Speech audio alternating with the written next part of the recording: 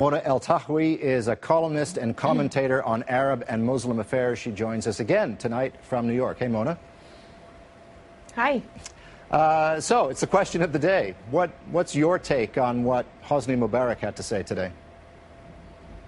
It seems to me that Hosni Mubarak is kind of 6 months out of sync with what is happening on the ground in Egypt. Because if he had come out and given a speech like that last year, he would have been cheered and people would have been ecstatic that he finally understood that his dictatorship is out of, past its sell-by date.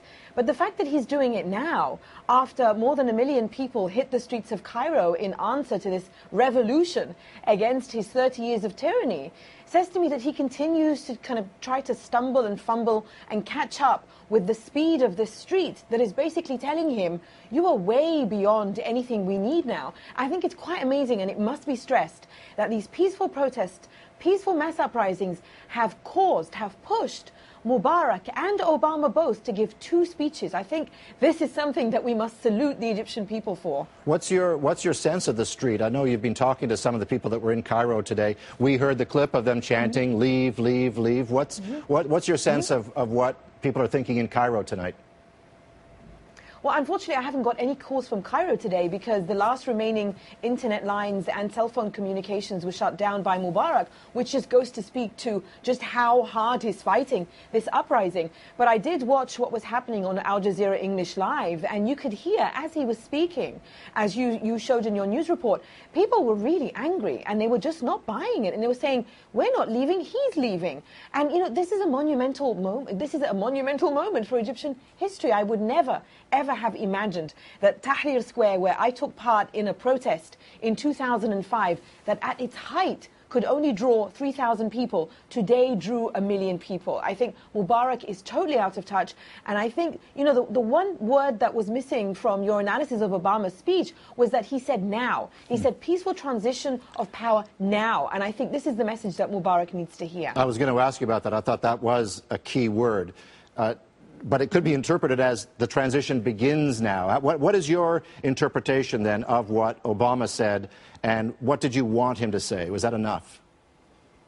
Right. Again, the Obama administration is struggling to catch up with the speed of what's happening in Egypt because no one saw this coming. And I think what's happening now is we're witnessing the death of 2 things. The death of a dictator who thinks that, or dictatorship that thinks it can continue to rule unopposed, and the death of this kind of hypocritical foreign policy that for so long could speak with one side of its mouth and say we support a dictator, and from the other side of its mouth say that we support democracy, and the two are just not able to mix. So that's why you're watching Obama struggle. And what I want to hear from him is a much clearer signal saying Mubarak must go in the way that Senator John Kerry has said Mubarak must go. I hope that behind closed doors, these are the frantic negotiations that are happening, because I think the point that we reached today is it's Mubarak versus Egypt, and he must be sacrificed for the sake of Egypt and not the other way around. And right now it's what, 3 a.m. in Cairo? People are still in the square. Look ahead.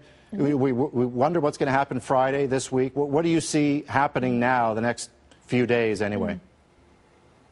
Well, what I'm hearing is that news reports very soon after Mubarak's speech seem to indicate that these thugs that had been going out and looting over the past few days in the absence of a police presence had now started organizing what they call pro-Mubarak demonstrations, and the Associated Press showed one of them holding a knife. So this is worrying a lot of people, that these thugs now are going to start holding these opposing demonstrations in the hope of provoking these peaceful protests into turning violent. And I really hope that people keep it peaceful, as your correspondent said. The big day obviously is Friday, and the big question is, can the protesters, can this mass uprising continue and keep its strength up?